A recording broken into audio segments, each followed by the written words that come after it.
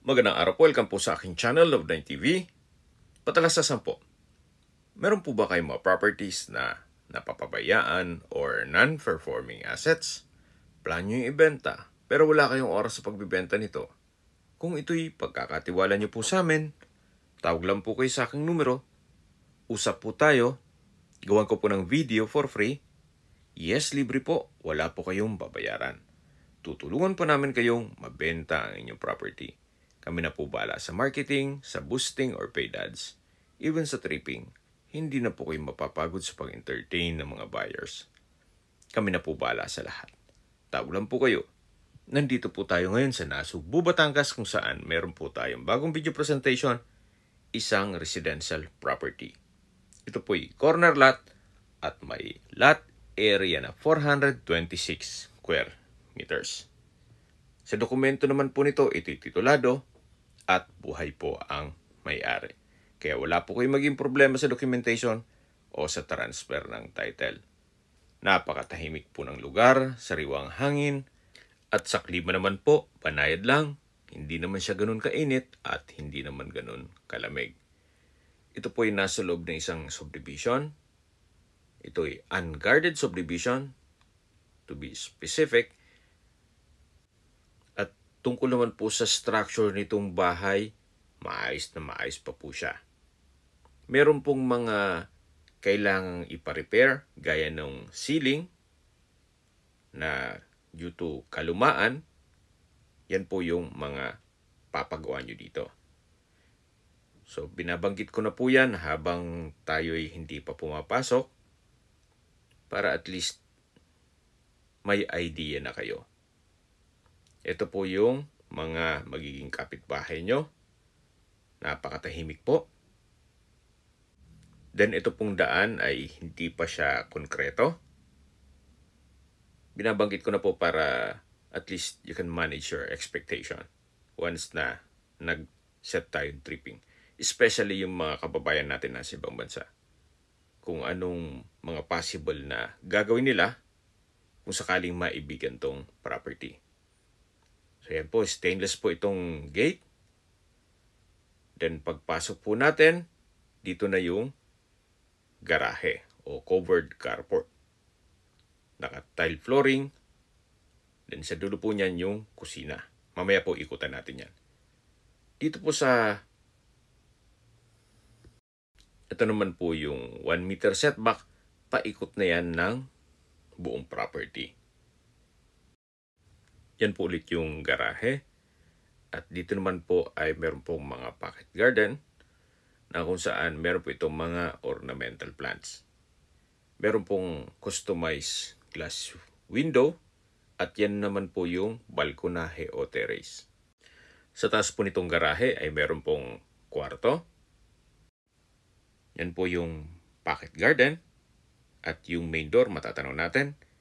At meron pong secondary gate na stainless din po siya.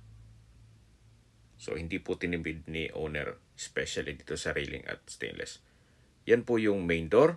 Then sa taas po niyan ay kailangan ipa-repair ang kisame o ceiling. Pero ulitin ko po, sa structure po, wala po kayong papagawa. Ito po yung corner side. Then meron pong malait na gate naman na may access papunta sa likod ng bahay. Ito po yung side view ng bahay kung saan medyo faded na po ang pintura. Dito po sa kinatatayuan ko ay may puno ng suha na namumunga na. Then pag diniretso po natin ito yung daan papunta sa likod ng bahay. Yan po yung pangatlong gate na kung saan stainless din po yan. So ang dami pong entry at exit points nitong property. Yan po yung side view nitong bahay. Dito naman po may another fruit-bearing trees na chico kung saan ito'y namumunga na rin po. At dito po sa likod ng bahay, napakalaki din po ng espasyo. Pwede pong lagyan malit na pool. Meron din po ditong bayabas at papaya. Yan po yung likod mismo ng bahay. Pag ito po yung napinturahan ng solid na white, Napakaaliwalas po at napaganda nito. Yan po, makikita nyo naman tong mga ceiling, palitin na. So, mga ceiling lang po ang ipapagawa nyo dito. Then, pintura, depende sa choice nyo. Ito pong papaya ay namumunga na rin. At may tanglad na rin po. May kamyas, nyug na lang po ang kulang, kaya sarap pong gulayin yan. Kahit po sardinas ang sahog. At konting sili, and natatanong nyo, mukhang mapaparami ang kanin. Sira ang diet. Ito naman po yung back view nitong buong bahay. So dito po sa setback, meron din po itong kalamansi, then may bayabas. Actually, galing na po tayo dito kanina sa main gate at sa may covered car garage o garahe. Mapapansin nyo po, kahit po hindi ganun kaayos itong mga gamit, pero may potential po itong property na mapapaganda mo pa ng konting gastos lang. Kaya nung retouch ng pintura, repair ng ceiling, at sa setup po nitong paligid na may mga setback, napakaaliwalas po. So ito po yung main door. Meron po itong glass door at double wooden door. Samahan niyo po ako, pasok po tayo. Dito po sa pagpasok natin ay yung parte nitong ceiling ay medyo bagsak na. At dito naman po yung living area o salas. At matatanaw natin yung main door. Meron pong customized windows. Maisingit ko lang po, ito po palang mga tiles ay meron na rin pong palitin. Kung medyo maselan po, siguro palitan nyo na lang lahat. Mula po dito sa living area, ito naman po yung dining area. Napalaki po ng espasyo. At meron pong access door dito na papunta sa likod ng bahay. Ito naman po yung formal kitchen. Meron po itong kitchen countertop, double stainless sink with faucet, wall-mounted cabinet. Then meron pong storage ng kitchen utensils. Maayos pa naman po ang flooring dito o tile flooring. Meron pong pantry, may espasyo para sa refrigerator.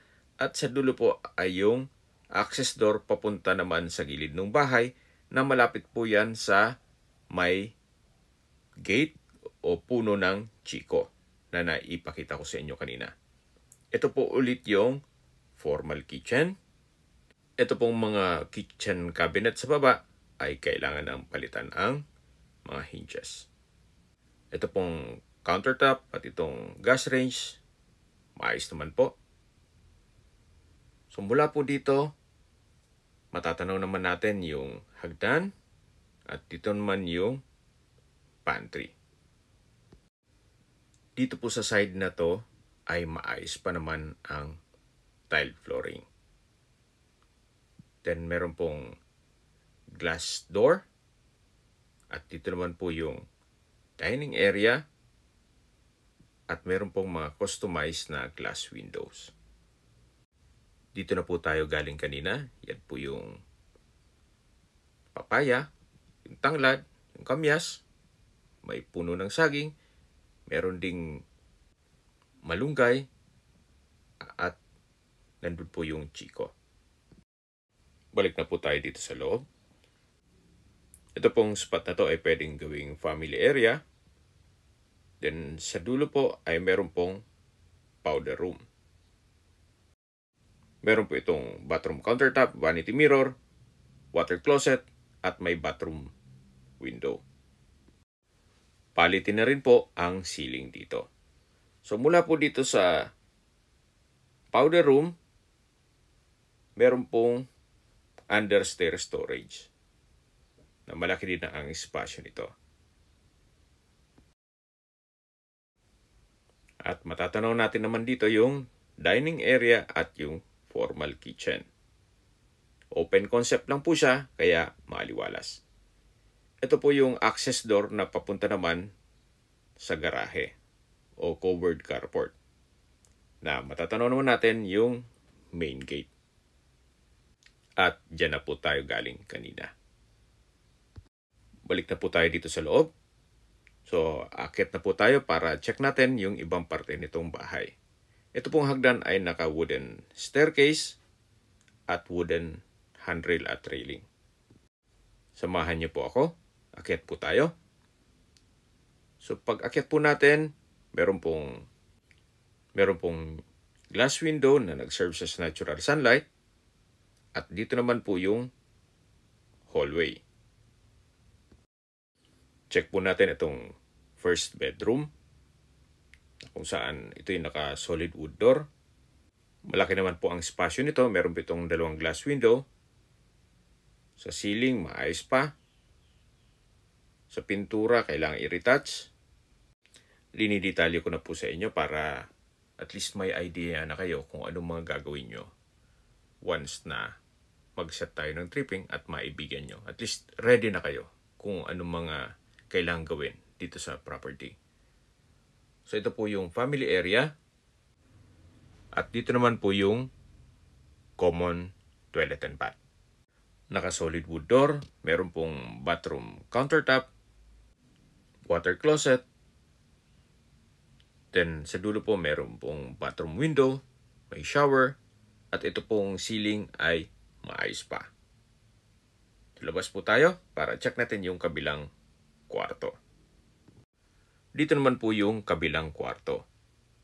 Sa spasyo, sakto lang. Hindi naman siya ganun kaliit at hindi naman ganun kalaki. Naka-solid wood door din po ito. At maayos din ang ceiling nito. So, labas po tayo. Yan po yung master's bedroom. Mamaya ikutan natin yan. At ito yung hagdan. At yung hallway. Kung saan galing na tayo dyan kanina. So, ito naman po yung access door papunta sa balkonahe o terrace. At ito naman po yung family area. At dito naman po yung pangatlong kwarto. Mas maliit na rin po ito. So, meron din po itong glass window at maayos din ang ceiling nito. Naka-solid door din po ito. So, mula po dito sa pangatlong kwarto, ayan po, matatanaw na natin yung access door papunta sa balkonahe o terrace mula dito sa family area. At doon naman yung hallway. Ito pong pintuan ay naka-glass door with wooden frame. Labas po tayo. Ito pong balkonahe o terrace ay napakalaki po ng espasyo. Then meron pong access door dun sa master's bedroom. Naka-tile flooring na rin po ito. At mula po dito, meron pong mountain view. Yan po, tunghen nyo po. Napaganda ng tanawin. Mula po dito sa dulo ng balkonahe, yan naman po, matatanaw natin yung second floor. Then naka-stainless na gutter na rin po yan. Ito pong roofing ay wala po kayong papagawa dito. Maayos na maayos po yan. Ito pong railing ay stainless na rin. So yan po yung harapan ng bahay. At matatanaw natin yung secondary na gate, yung bakod, yung suha, na kung saan yan po yung corner side nitong property. At doon naman po yung main gate at yung covered car garage. Balik na po tayo dito sa loob. So mula po dito sa balkonahe, papasok na po tayo. At yan po yung family area. Then yung third bedroom. Matatanaw natin yung second and first bedroom. Ito po yung hallway. Then yung hagdan. At ito na po yung master's bedroom. Meron itong wooden door. At dito naman po ay napakalaki po ng espasyo. Sa ceiling, maayos pa po. Gawa ng maayos naman ng mga bubong. Meron po itong mga glass windows. Dito naman po yung toilet and bath kung saan ito ay open concept lang. Yan po yung shower, may bathroom window, bathroom countertop, at meron pong water closet with bidet. Mula po dito sa dulo ng kwarto, yan po, tunghayan nyo po. Napakalaki ng espasyo. At yan po yung toilet and bath. At dito naman po yung access door o glass door na papunta naman sa balkonahe o terrace. Mula po dito sa master's bedroom, tanaw natin yung mountain view. Habang naglilibot po tayo, pag-usapan na natin ang distance, location at travel time. Mula po sa Nasugbu Port, ang distance is 3.3 kilometers at ang travel time is 11 minutes. Malapit na rin po doon ang mga beach resort dito sa Nasugbu, Batangas. Mula naman po sa Nasugbu Bayan kung saan nandun na rin po ang public market, groceries, convenience store, remittance center, drugstore, schools, church, banks at hospital. Ang distance is 1.7 kilometers at ang travel time is 7 minutes. Mula naman po sa Welcome Arc Nasugbu, ang distance is 31.9 kilometers at ang travel time is 43 minutes. Mula naman po sa Twin Lakes, ang distance is 33.8 kilometers at ang travel time is 46 minutes. Mula naman po sa Tagaytay Rotonda, ang distance is 47.6 kilometers at ang travel time is 1 hour and 14 minutes. Kung manggagaling naman po sa Manila o sa airport, ang distance is 90.5 kilometers at ang travel time is 2 hours and 46 minutes. Okay, sa presyo na po tayo. Binebenta po ito ni owner sa halagang 6.9 million pesos net. Ibig pong sabihin, si buyer na po ang sasagot sa lahat ng taxes at expenses with regards to documentation. Kung may mga katanungan po kayo, tawag po kayo sa aking numero. At sa mga kababayan naman natin na sa ibang bansa, meron po akong Telegram. Sa mga iPhone user man, may iMessage. Meron din pong Imo, Skype, Viber at WhatsApp. Same number lang po, 0917-316-3399. Sa mga nagtatang naman po ng aming Facebook, meron po ang Facebook page na Nov9 TV at Facebook Reels Video. Meron din pong TikTok at Instagram. Meron din po kami ibang YouTube channel na The Nov9 TV channel at Nov9 TV Listings. Sana po naibigyan yung aming video presentation. Paki-like and subscribe na lang po sa aking channel para ma-update din po kayo sa aking future listings. Kung sakali po hanap niyo mas malaking sukat na lupa, meron din po kami ibang listings na pwede niyong pagpilian. Huwag po kayong mag-atubiling tumawag sa amin, then let us know your budget para malaman namin kung anong property pwede namin alok sa inyo. Sa lahat pong viewers, subscriber at nagtiwala po sa amin, salamat po sa suporta. Ingat po kayo lagi at yung pamilya. Maraming salamat po.